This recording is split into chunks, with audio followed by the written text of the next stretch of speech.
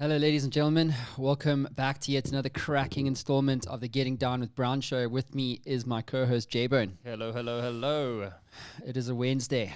It is. Not a Friday. I know, it feels good. Congrats, dude. Yeah? Congrats. I'm stoked for you. Yeah? Yeah. Why?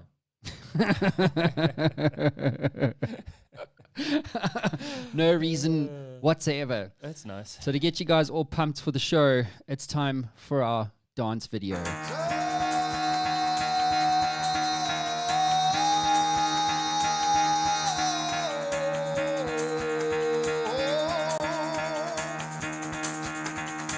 Get the fuck out of bed, bitch, go.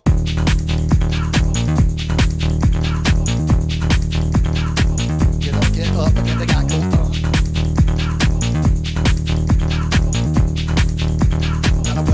Time to wake up, bitch, get up. Get up, get up.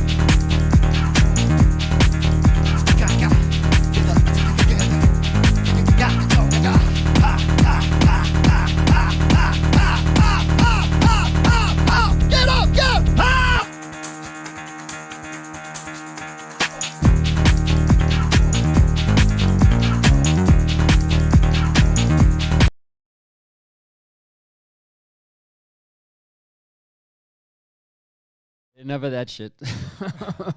Yeah, that was good stuff. That was good stuff. Yeah. I hope is that clip for the week too. Okay, well, we should have done that instead. Yeah, if you guys want to see what we're seeing, head on over to the YouTube channel at Matt Brown Show. You can find us there. Tweet us at Matt Brown ZA. We are live all over the internet, so please join the conversation and, let's see where we go today. So lots to cover. We're going to start with the news. So the news of the week probably that I've seen anyway is that Jack Dorsey is stepping down from Twitter. Yeah, old Jack. Finally. Yeah. Second time, right? Second term. Really? Yeah, I think so. Yeah. Okay. Well, the market seems to love the fact that he's stepping down because it jumped by 11% right. on news that he was being basically dropped. Or forced out. Well, I'm maybe sure there's the a next story. guy. The next guy is the CTO, right? I think the old CTO. Yes, So he's the new CEO. Uh-huh. So hopefully he'll start to innovate a bit over there at Twitter because it's been pretty stagnant for quite a long. Yes, Twitter Blue is probably the biggest innovation ever, and it's pretty shitty. Twitter Blue, his subscription service, yeah. Mm-hmm. Yeah, it really should. I mean, for real. Yeah. I want to change the color of my Twitter. I know. Let's charge you to change the color of the app icon. Let's charge you to change what color the app looks like inside. Let's charge you to read stuff more clearly than before. I mean, yeah. That's the sort of thing that would turn you on. Yeah, right? yeah. Those little tweaks to product. Yeah, exactly. Yeah. It's the bane of my life.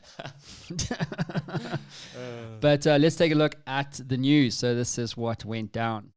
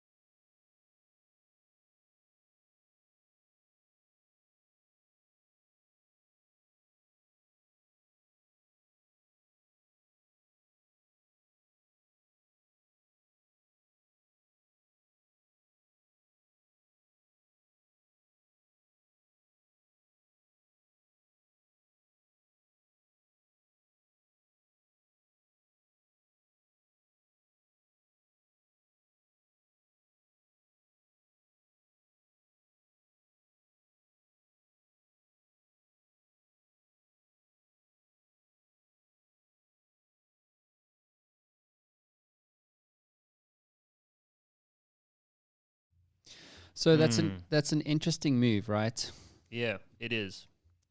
And I think it's late. He should have bailed ages ago. Oh, totally. I mean, the company's not making money. Yeah, it's still not making a profit, right? Yeah. So if you have 300, I mean, even in 2023, so that's, let's just say, 18 months from now, 315 million monetizable users is tiny. Considering, and to double revenue, right? Oh, yeah. To double revenue by 2023, Yeah. by charging $3 for a shitty paid version of your app. Good luck. Have they got any proof in the subscription model for them? No, I think Like YouTube's actually done very well on getting people to pay subscriptions to not see ads. perfect. Here's what Twitter's doing with ads. They're saying you can pay part of your subscription. You get a paid, an adless news access. So you can read news on our partner news sites, right? Yeah. So Wall Street Journal, Financial Times, Rolling Stone, whatever it is, right? But that's the only place that will be ad free. The rest of Twitter, you will continue to see ads. just on the news where you Just on the news. because you don't want your news experience to be I interrupted. know, right? I know. Oh my God. It's absolutely ridiculous. It's insane. I don't understand how he was. Now thinking about it, he was part-time CEO of Twitter. Essentially, Twitter had a part-time CEO. Well, he's too busy running Stripe, right? Which is actually Square. Sorry, it's yeah. a much more exciting company in my. I mean, if you're into crypto and decentralized finance and blockchain and stuff, where's your focus going to be? Oh yeah, for sure. I mean, one of the things I've learned as a CEO is be very careful about how many new businesses you add, because it can turn around and bite you in the ass in a major way because you're distracted. 100%. So it's this. There's an illusion that if you add more, products or businesses to your portfolio, that you're just going to grow. So 1 + 1 = 2, and actually, what I've learned is that 1 + 1 equals 1.3. You know what I mean? It doesn't quite equal the 2 that you were expecting because your focus is split. The time it takes to actually get the product, the second business, as an example, to a commercially scalable sort of situation. Or life stage, it takes way longer. Yeah. So when it was going to take you 3 years to build $1 million company, it's now going to take you 6. Yeah. Yeah. So I think just double down on the one that you dig, and then fuck the others. Maybe that's what Jack's doing. It's either that or he was pushed out by Elliott Management, that activist investor. Yes. One of the two. Yes, I know. And interestingly, yesterday, Jonathan and I came across this website called elonbtc.io.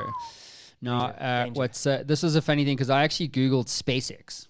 I put it into YouTube, SpaceX. And I came across a live stream, right, which had Elon Musk and Jack Dorsey embedded in the live stream. There were 8,000 live viewers. Okay, and the whole proposition, the message was, Elon and Jack want to drive the adoption of cryptocurrency, and what they'll do is they'll double your Bitcoin. So you send, they had 2 QR codes with an Ethereum and a Bitcoin wallet, and you had to send 0.1 up to 20 Bitcoin, and they were going to send it back to you from SpaceX to double your money. So, it was so well done. I'm going to bring it up on screen for everybody. So it's still there. It's crazy. The stream's not there anymore. The video's been removed by the uploader. No shit. But it was so well done. I mean, even on this website now, you can actually see this is basically a scam, guys. Is why we're talking about it. Yeah. On the website, you can see the 2 wallet addresses, and then you can also see the apparent transactions of people transacting, sending from their wallet to this, and it's got SpaceX logo on it. I mean, it looks so legit, right? Doesn't it? It looks scarily legit. I mean, if they had 8,000 people on that live stream, can you imagine how many people got ripped? Oh, totally. We almost did. Yeah, I know. Literally, we almost did. I know. Like, that would have been embarrassing, right? luckily, I've got security on my wallet that forces me to give it 24 hours notice before I need to send. So I gave the notice yesterday. That's how close we were to doing it. I know, right? I know. It's crazy, man. But I think the point that we're trying to make here is that it's the sophistication of companies or scam artists now that are operating. I mean, it looked so real, dude. Like I even sent it to you. I was like, check this out. Yeah, I thought it was live. And, I honestly and thought even it was the live. even the content with that Jack and Elon were talking about was about cryptocurrency. Yeah, It was so well done. insanely good. It was so well done. Probably giving them too much kudos. Yeah, just to the viewers, don't go there. Don't try Yeah. it. It legit is a scam. It is, yeah. And it was fascinating because the question I had, and I think I asked my wife, was like, you know, why would you do it? Why would you do this? Yeah. Oh, simple, right? Yeah. I mean, to make money. Yeah, I know, but like, how do you live with yourself? What are you thinking? Are you thinking that, I mean, how do you justify it in your head? So if you were a narcissist, would you say to yourself, well, they're dumb. If they gave me Bitcoin or Ethereum, they would be, you know, they're stupid and they're idiots and they should get ripped off anyway. Probably. That's probably what goes through a narcissist's head. So I what are you would saying, assume- J-Bone? I would assume. How many narcissists do you know? Oh, none. Don't Absolutely none. You don't know any. Oh, Are you maybe sure? one. Maybe one. Yeah. One or two. I think everybody has to know at least one, Yeah. right? Yeah. And then we came across this clip on Instagram. So apparently, according to Business Week, and let's bring it up on screen for everybody, there is a team. Here it is. These vigilantes are patrolling the darkest corners of the crypto world for shitcoin scans. So this is quite interesting. And what was interesting for me about this, let me make this a bit bigger What for did everybody. they call themselves again? Rug seekers. That's it. Yeah, exactly. Robert Browning and his motley crew named the Rug Seekers for a popular pump and dump scam called the Rug Pool. It's amazing, eh? They're examining its source code, wallets, and price charts for red flags indicating fraud.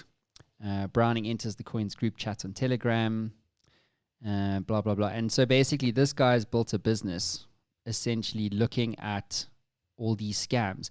And the sad thing is, from my perspective around this space, is that it gives the space a bad name. It does. You know? It does. So, I mean, so many people must have been ripped with that Elon 100%. BTC thing.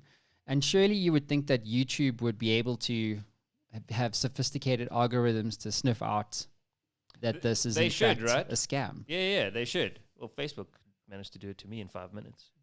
Yeah. Oh, by the way, how is your Facebook situation coming on? I got, what's it been, a month? Posting to Facebook every day or Meta every day. I must say it's been quite impressive to watch your relentlessness.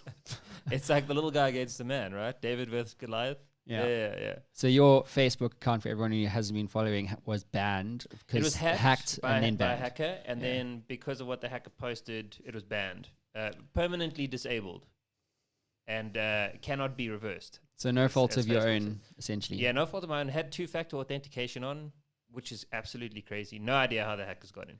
Well, that's why you should have a. How did they get in then? I have no idea. Like, I have two-factor authentication on my account, It's not my possible. Facebook account, two-factor authentication on my Gmail account, which is used for Facebook, right? So I got a text message with a one-time PIN. No link in it. Like, I wasn't scammed with a link that asked me to put in additional stuff. I just got the OTP. Yeah. Next second, my account was compromised. Super weird. I've asked Facebook. Haven't got a response on that. Yeah, you have though. I've got one. So I got one response from Facebook yesterday, a month after posting every single day, and it was just a link. Here, you can secure your compromised account here, but that's a step before where I am now. Yeah.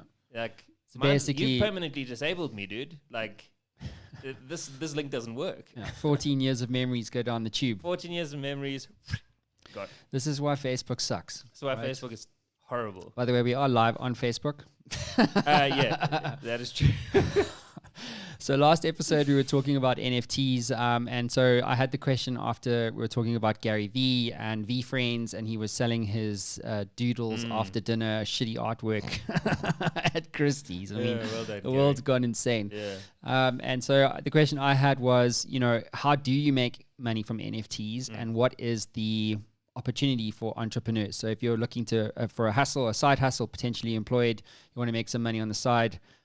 Can you make can you make money off NFTs, and how do you do that? So I found this really amazing clip, which will set up this next segment. So here we go. Let's do it. How much would you pay for this artwork? In March 2021, this art piece created by digital artist Beeple sold for over $69 million, becoming one of the most expensive works of art ever sold at an auction. The catch? Well, it doesn't exist yet, not physically at least. It's all thanks to a trend known as NFTs, or non-fungible tokens, and in recent years, it's taken the art scene by storm. In 2018, I went to Christie's and essentially credited with bringing NFTs to the art world. And what happened was I gave away 300 free NFTs. Now, fast forward 3 years, each of those 300 NFTs that we gave out as like a physical card that you could cash in are worth about $1 million. This piece is called Knockout. It was actually the first piece that I painted during 2021. So now this is the most expensive NFT that I've sold to date. I paired it with this physical piece. I sold it for the equivalent of about $17,000 US. The market has seen explosive growth in 2021. During its third quarter, NFT trading volume hit $10.7 billion, a 723% gain from the previous quarter, and a staggering gain of over 38,000% year over year. It's become something that was a bit of a novelty to something that's become a lot more mainstream very, very rapidly. And this is partially due to the fact that a lot of celebrities and people who are well known have kind of jumped on the NFT bandwagon and given it kind of credibility. I think it's also been pushed very strongly by people who are into cryptocurrencies. That's another way of basically earning money and gaining value from cryptocurrencies. But NFT's astonishing growth has also led to deep skepticism over its market. I think the technology underlining NFTs is useful and has practical applications. How it's currently being used at the moment is just one rolling series of mad tulip mania style bubbles. That's all it really is, together with some very ugly artwork. So just how do non-fungible tokens work, and is it an asset worth investing in?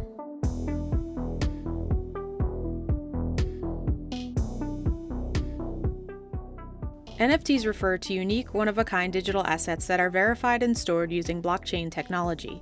They are mostly traded using cryptocurrency in NFT-specific marketplaces, such as OpenSea or SuperRare. Early days, we didn't even call them NFTs. We would call it art on the blockchain, or before that, we were calling it dank rares. The simplest way to describe a non-fungible token is really a digital representation of ownership in a individual aspect. So taking any sort of item, property, contract, and essentially digitizing it, and the non-fungible token, or the token itself, represents your ownership stake in that asset. And NFTs can be pretty much anything from music to video clips, domain names, and even tweets. But the current craze is really around collectibles and digital art. Since its inception, NFT collectibles has generated over $5.6 billion in sales, while digital art has generated over $1.8 billion. Things like artworks and collectibles have become the big commodity of NFTs because they naturally fit into what NFTs are. They're sort of certificates of authenticity. So when you're collecting something, you can have a physical copy of something, and if that physical copy is unique, there's only one of that thing, it's easy to show the authenticity. But because of digital being copyable, having this extra sort of like certificate of authenticity is really important to sort of show ownership of that particular thing. So that's the stink about NFTs. So I hope you enjoyed that clip. What do you think, J-Bone? I think it's cool. I think that's probably the best clip I've seen in terms of explaining how NFTs work. Yeah. I think, definitely the most clear. Yeah. Yeah. I want to quickly run a concept through or past you guys. So how do you make money off NFTs? So I found this company. So this company is called Studio Muti, studiomuti.co.za. So they do these amazing illustrations, like really top draw. I mean, look at this. 3 taverns, for instance. Wow. That's just incredible. Like, jeez. It's, guys, go to studiomuti.co.za. I'll also tag Studio Muti on here. So I'm actually going to pitch them something. So what I'd like to do is get them to do a series of illustrations for me that I will then sell the NFTs on top of. That's cool. So not too dissimilar from Gary Vee, but this could be a great JV between them and myself. But I think I don't like just to talk about stuff. I actually want to do stuff. And obviously now with me kind of exiting my companies, I'm looking for a way to test and have fun. You know what I'm saying? And if NFTs are not going away, and if you think about, you don't grow by 38,000% as a category. I know it's off a zero base or a low base, I should say.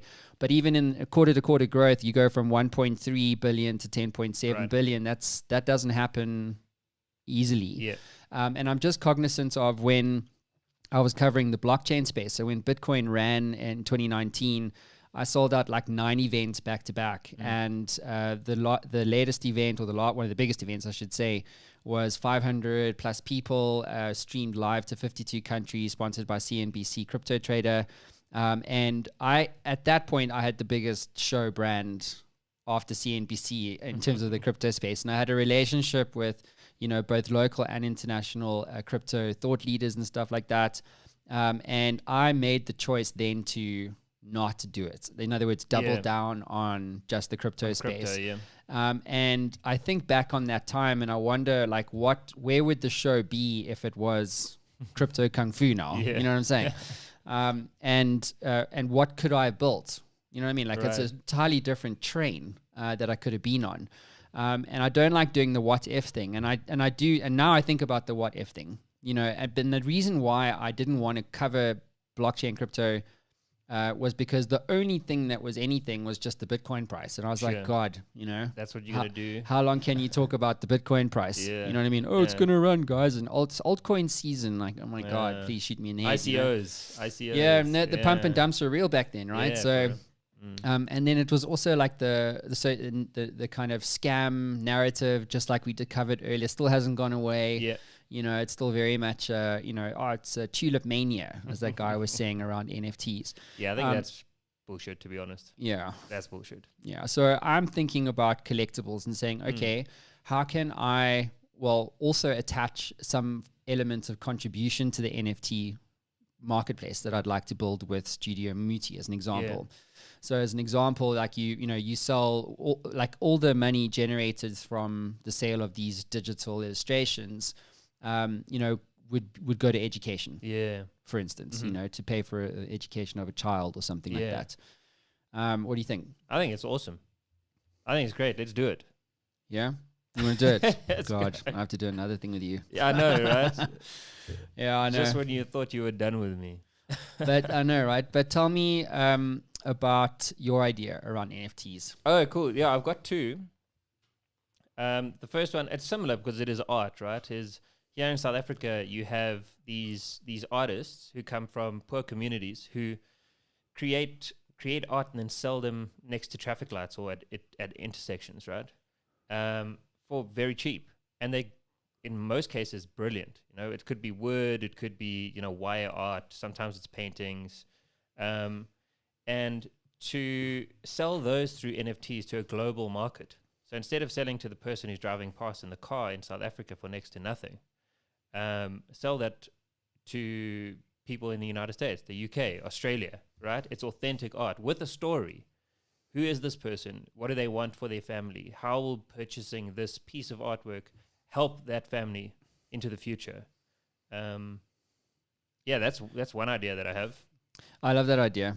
I think African art's super popular, man. Or just like, all the tourists who aren't coming here because of COVID. Totally. Do you know what I mean? Like if you wanted to own that digital piece of that real African art. Such great stuff comes out of this country. And it's really impressive. Like if you see the quality of the actual work. I mean, how do you make a plane or a bus or a train out of wire? I know, right? You know what I mean? It's absolutely like that's a uniquely African skill. And that's why I suppose what makes it valuable. What's your other idea? So the other idea is around collectibles. So the biggest piece of the NFT market is around collectibles, right? So to create digital collectible rooms. So imagine you had a room in your house that was, you put all your collectibles, your baseball cards and your signed basketballs and whatever, So a digital version of that where you can store all the items that you've purchased through NFTs. and that room then can, increase, decrease in value over time. You can sell that. Maybe you can sell shares in your collectible room to individuals. You know what I mean? And that can increase and decrease in value over time. Depends on the content of the room. Surely that exists. Why don't you do it? Do it. Yeah, but I'm doing stuff with you, man. I don't have time. Yeah, but I love that idea, right? Because of the room, do you want to own the art itself, or do you want someone else to do all the heavy it's almost, what is it? It's like a NFT lounge fund. That's cool. Right? That's it's a cool. fund for NFT loungers. Yeah. So you can view the value of the rooms and the collectibles in the room, and you can look at the type of, whoever owns the room, you can look at what their collectible strategy is. What about entrance fee into the room? To take a look at the content. Like if you see a room worth $1 billion, I want to know what's inside that. You can charge me an entrance fee. I don't mind. It's interesting. $3, right? $5 entrance fee. That's cool. I mean, people do it at museums, art exhibitions, all that kind of stuff. So why not in a digital collectible room? I do like that idea. I do like that from an investment perspective. Yeah. So somebody build it. Yeah, and then tweet me at Matt Brown ZA. That's it. That's basically what you need to do. Ideas are worthless unless you actually make them work. Yep, so, totally. Cool. So we're going to get on to our first feature, and this is a clip from the infamous David Goggins. I get a lot of questions about how I lost so much weight. People want to know how they can get started. So basically, you're thinking too much off the bat. When I lost my fucking weight, I didn't look for a trainer. I didn't do all that thinking. I didn't go on Jenny Craig. I didn't do all that shit. What I did was I basically stopped eating so much fucking food. I cut my calories down. So as far as the workout goes, we overthink that also. Until you find a trainer, go out there and start fucking walking. Put some shoes on, start running. Go to the gym, do the elliptical trainer. It's not rocket science. A lot of folks talk about overtraining. You gotta train first before you can overtrain. Sometimes you wake up in the morning time and you're sore and you feel like you're overtrained. No, you got sore fucking legs. Get out of your own head and stop overthinking it. Stay hard. Oh, that's classic. That's good. I love that, man. I love that, man.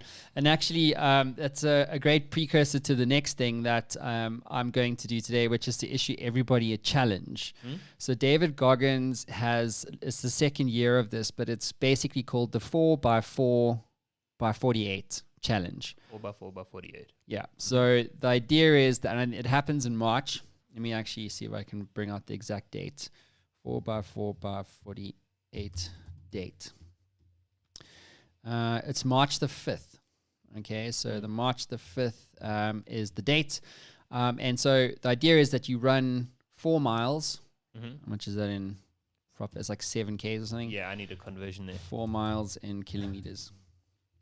It's 6.5 Ks. So you have to run 6.5 Ks every 4 hours for 48 hours. Wow.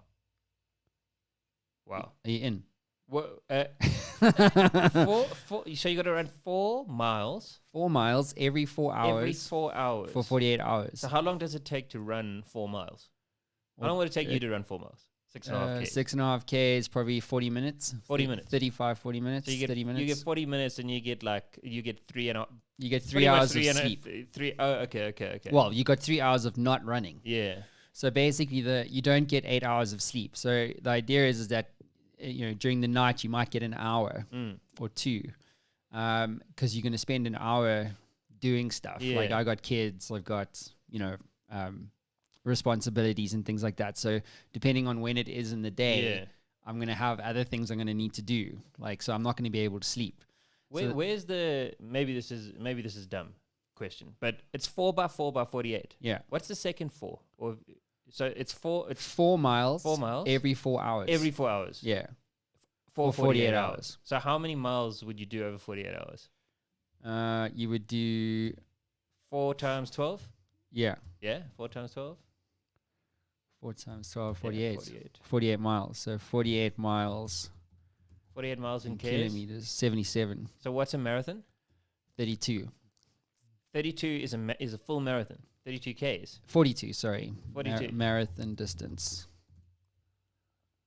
is 26 miles. Marathon 26 distance miles. in kilometers.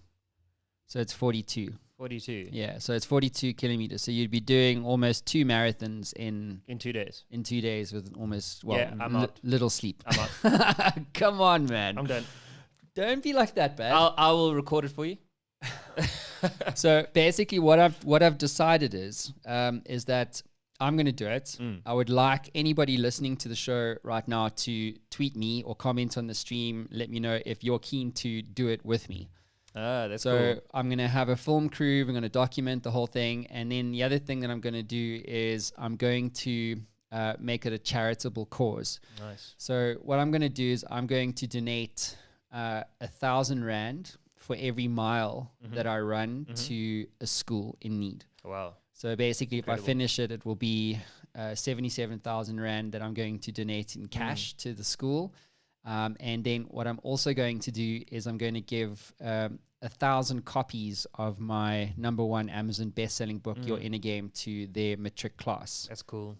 Yeah, of the year. Yeah. So if you know of a school, if you're a teacher listening to this and you want to nominate a school, again, let me know. Tweet me at MattBrownZA or drop me a mail, hello@mattbrownshow.com.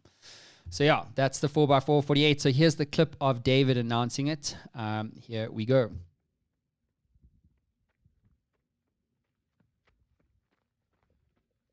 All right, it's a good time to announce the 4x4x48. I figure a lot of you just got through eating Thanksgiving dinner, gained about 5 pounds, looking for ways to get it off your ass. The 4x4x48 is a good way, looking for goals for next year. Well, 4 miles every 4 hours for 48 hours is a good way to do it. You can start training now. It starts March 4th. We're starting out west. It starts at 8 p.m. West Coast time. So I have a lot more information to pass out.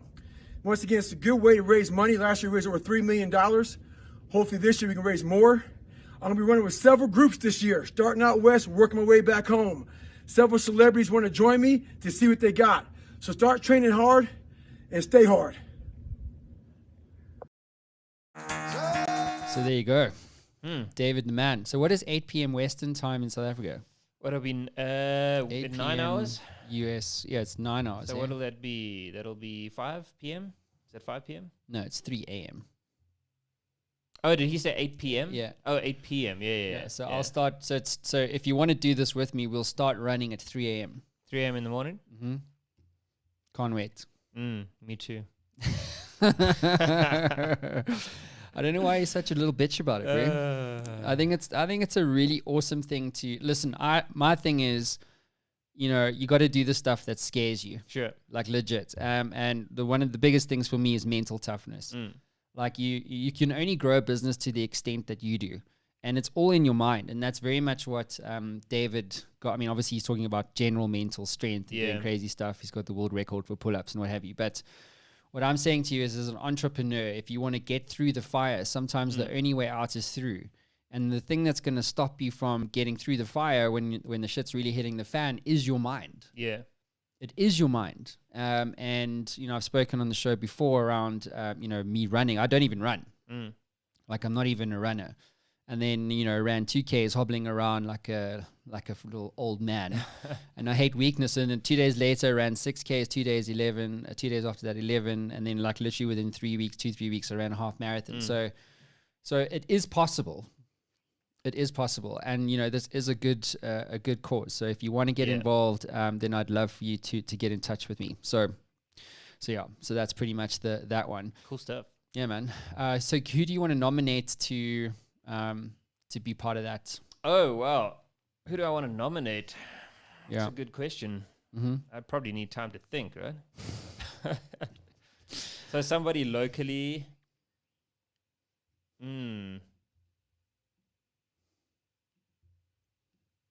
Well, if you're listening to this, nominate somebody. Yeah, nominate someone in the chat. Yeah, nominate Tag somebody them. in the chat. Yeah. and then we'll get amongst it. So, other news, guys, that came up this week is that Rihanna has now been made an official national hero of Barbados. So quite a thing.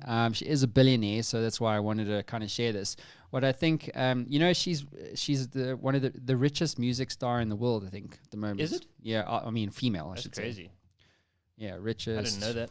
Female music star artist.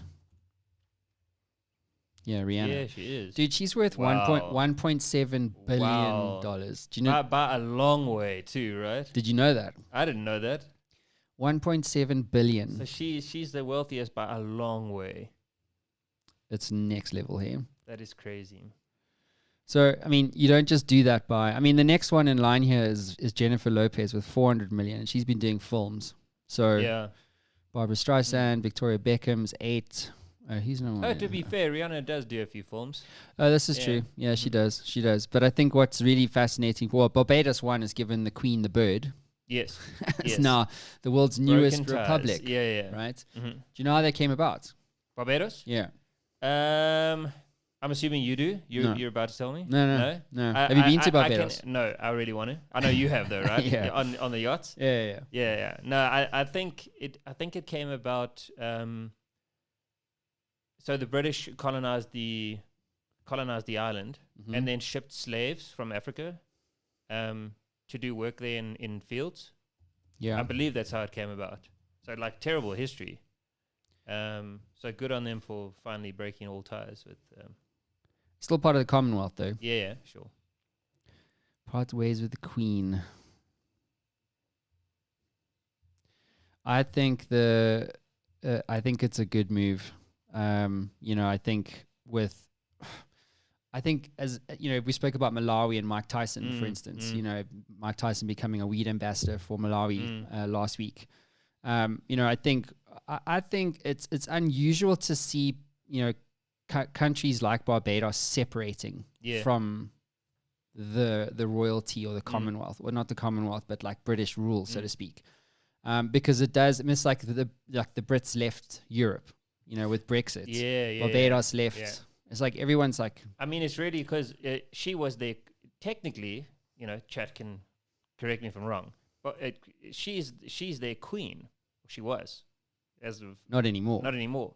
But I think you can Google this because I could be way off here. Well, I could be spot on. I'm pretty sure that she's still the Queen of Canada. Is she? And Australia. Is the Queen? Yeah, Australia, I think she is. Right? And Canada, I think, as well. I could be full of it right now, but somebody in chat tell me. Head of state. Head of state, yeah. Head of state. Queen, head of state, yeah. Whatever. And Australia. And Australia. Yep. It's crazy, Constitutional monarchy. It's crazy. And the other countries as well. Imagine doing nothing and just ruling. Yeah. Come on. I know, right? Lazy. Got to stand shoulder to shoulder with my British brothers. So this other clip came out, or this other news piece came out today. This was basically Elon Musk. So this is all about the whistleblower story around Tesla. So apparently, sexual discrimination and all this kind of stuff. And so Elon, in his infamous style and in an apparent joke with whistleblowers. Wow. This is ridiculous. Wow. So check this out. So Elon Musk jokes about whistleblowers with new Tesla product. Okay. That is, what does it say? They go down to the tweet. Blow the whistle on Tesla. And that's a Tesla whistle. So it's he's calling it a cyber whistle, and it's inspired by the Cybertruck. So it looks like a Cybertruck that Tesla has made, but it's actually a whistle. How can he be? I'm a little lost for words right now. Like, how can he make so many wrong moves?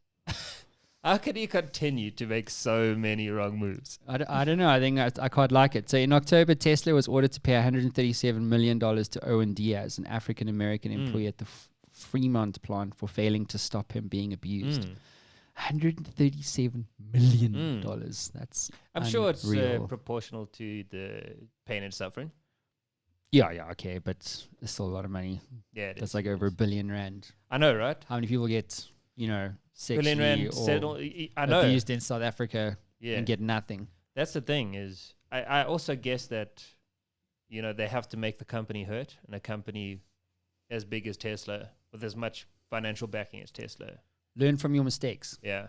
But corporates in America don't seem to get, what did Facebook get fined $1 billion? Yeah. Like they make that every It's week. very different. It's very different over there, right? Or at least from my perception, it's very different over there. Like corporate America is super different to corporate South Africa.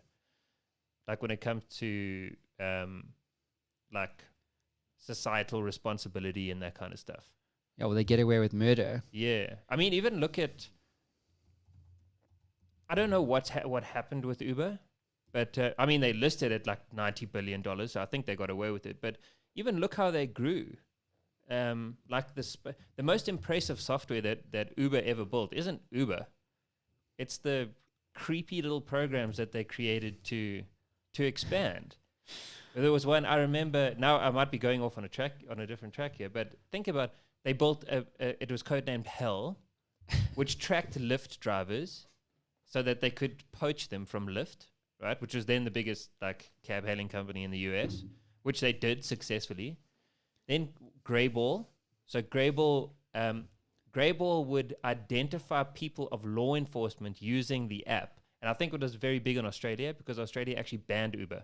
And Uber was like, fuck this. We here. Yeah. We'll ask for forgiveness later.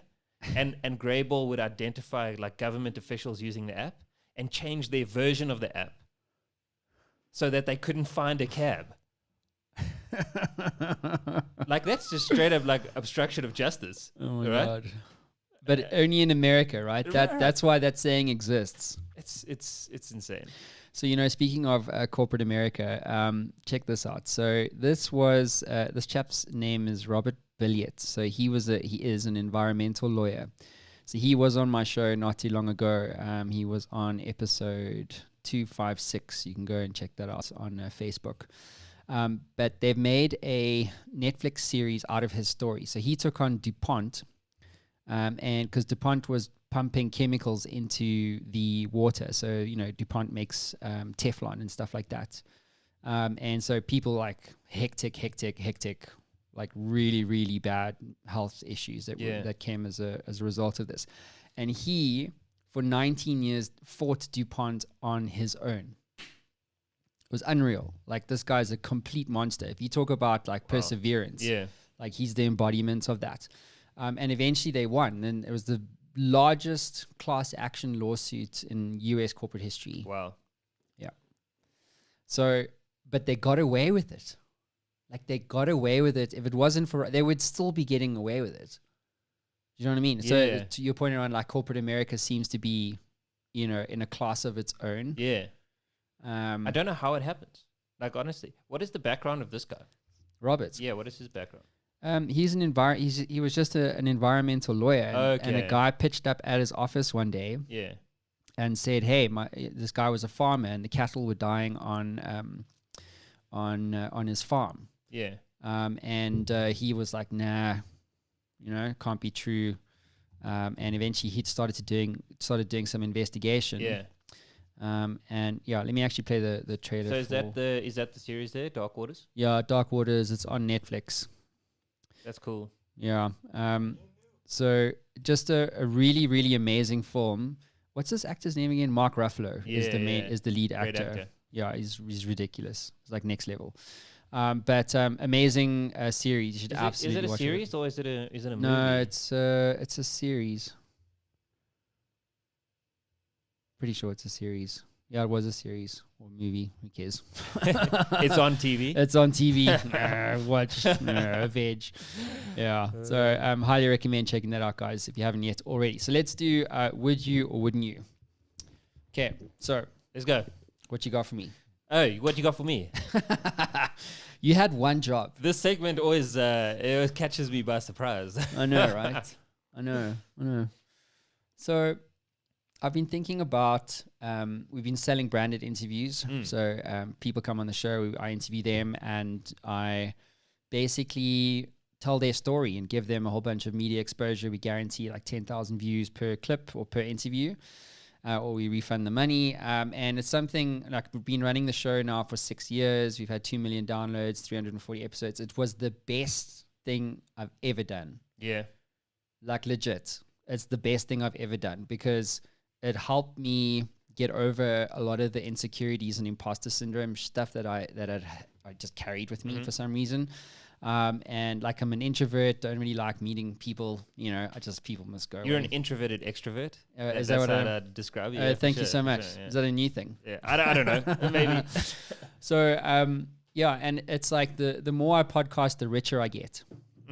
You know, and for 6 years I didn't commercialize it. I was like, no. It's, you know, the philosophy of the show is just about helping people. I mustn't commercialize it, all this kind of stuff. And then literally in the last month, we've made just under $20,000 in revenue just through awesome, right? 4 weeks, dude. Yeah. 4 weeks. That's how incredible. fast it took to commercialize Yeah. it. And it's making probably like 10-15% of our monthly revenue in about 4 weeks. And I know we're going into a quiet period of the year. So I've been thinking about, you know, would you or wouldn't you? And looking back at, you know, Digital Kung Fu and Tech Lead Bay and Black Swan, the whole group of companies that we have and the products and stuff. And, you know, exiting that, we spoke about that on the last show as well. And how I'm probably going to walk with like $1 million after cash, you know, and we asked the question, is it enough? Yeah. Would you sell for $1 million or Yeah.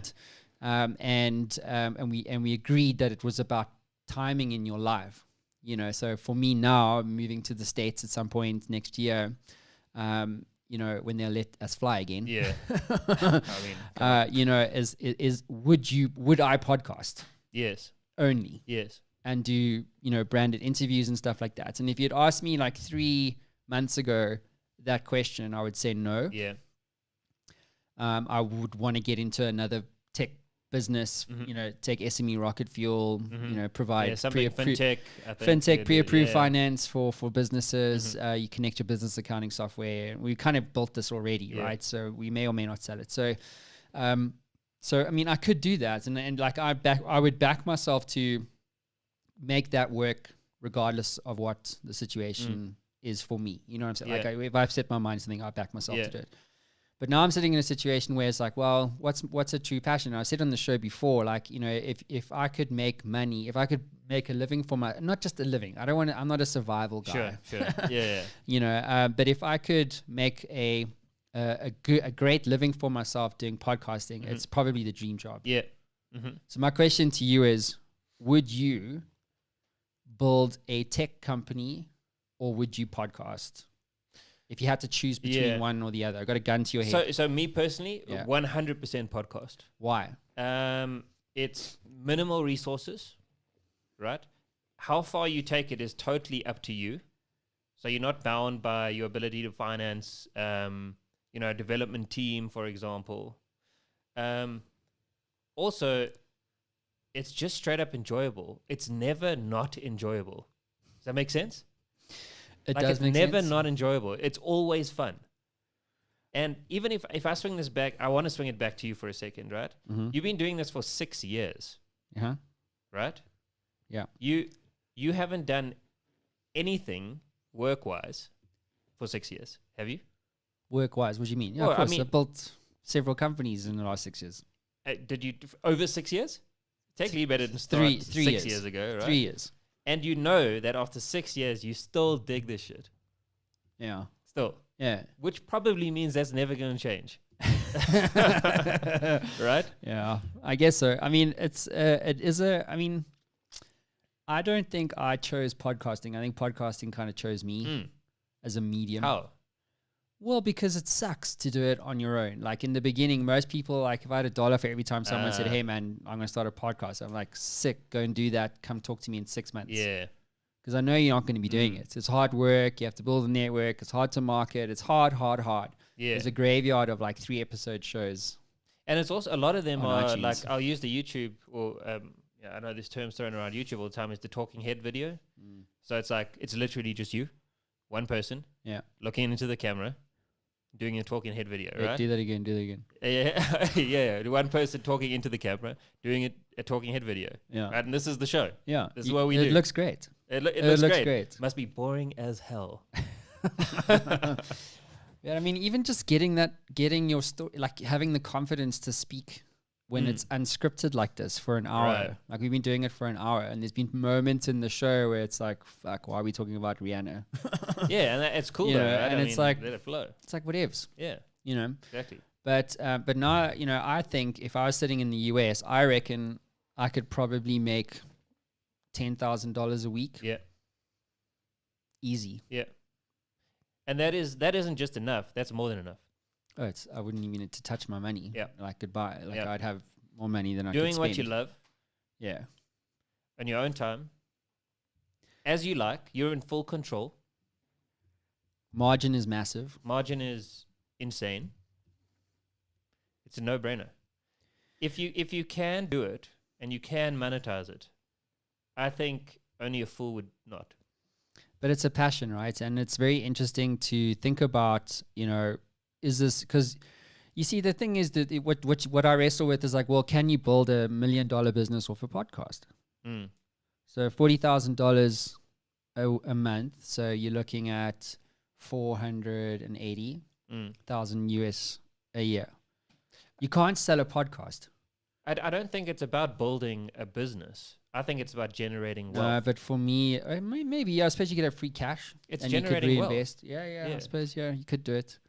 It's just a very, because I've been so into the tech space for so long and so knee deep and neck deep, Yeah. knee deep, that it's hard for me to pull my mind out and actually believe that there's another possibility. Yeah. You know what I mean? But you're showing it to yourself. I know, right that's now. what's insane. Mm. Or should I say amazing? Yeah. It's amazing. You know, It is amazing. that people want to pay me a lot of money Yeah. to get on the show so I can tell their story. Yeah. It's because you do it well. It's not like it's an unknown to them. They can go check it out. Yeah. You know, they're deciding to do it. I know. And the other thing is to be dedicated to the show as opposed to being split. Yeah. So I've been CEO of a number of companies. The podcast has just been something else I do on the side when I can find the time. Mm-hmm. So now I have 100% time. Yeah. Way more money. I mean, think about the different. I mean, it's all part of the Matt Brown show, right? This is a what do you want to call it? What do you call it? A version of the Matt Brown show. Yeah. Getting Down with Brown. Uh-huh. What else could you do if you could do this 5 days a week? Oh my gosh. What could you do? I don't know. What could it you? opens up a whole other space for the show. Totally. You know. Totally. Speaking of, like when I spoke about that Bitcoin story at the beginning, you know, when I was just couldn't stop selling out. Yeah. Live events. I mean, being in the US as well, to do live shows again, to do live events, you know, I dig that stuff. And that's another whole thing. Vlogging, Vlog, products, community stuff, you know. Mm. So there's lots to get into. So you would. yes, So I you would, would. yes. So you would, basically. Long story short, yes. Yeah, well done. Okay. You would too, right? I would, Oh, yeah. yeah, Well, yeah. I'm doing it, bro. Yeah, I'm doing it, yeah. okay? Well, I mean, exclusively. You drop everything after the sale and you podcast. I know. Would you do it? Yes, I'm Good. doing it. Let's It's decided. Let's do it. Entrepreneur education, buddy. That's what I'm doing. Sick. Cool. So soapbox for the week is this tweet. Let me bring it up for everybody. This is really a mindset thing that I put out there yesterday. So take a look at this. And the tweet goes, when the doors close on you, make a note to yourself to come back and buy the building. And this is the thing, you know, doors will always close on you, you know, as a founder, as an entrepreneur, as a human. And your mind, again, I spoke about the mindset. You know, the reason why I want to do the Goggins 4x4x48 is all about toughening my own mindset so that when doors close on me, I can come back and go, fuck you, pal, I'm going to come buy the building. Yeah. You know what I mean? Yeah, So where yeah. are you? Yeah. Where are you? Okay, cool. And this is the other thing, you know, I've learned. You must never write off anyone. Don't even write off yourself because you never know who you're going to become. And so that's a really important, you know, belief that I have. And it's something that I would encourage all of us to encourage, you know, to believe in ourselves and as entrepreneurs and founders. So when those doors close and you come back and buy the building, decide you're going to come back and buy that building. What word would you attach to that? What is that drive? If you could put that drive into a word, what would it be? Resilience. Mm-hmm. Yeah. Yeah, resilience in the face of any and all adversity. There's only one way. You must burn the ships. I'm going to come invade your land and fuck your shit up. Yeah.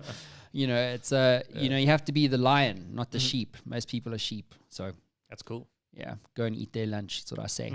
So thank you guys for being on the show. Thank you for all the comments on YouTube and stuff like that. Really dig it. We will see you all again on Friday for another edition of Getting Down with Brown. J-Bone? Let's go. Let's do it. Thanks, guys. We'll be in touch.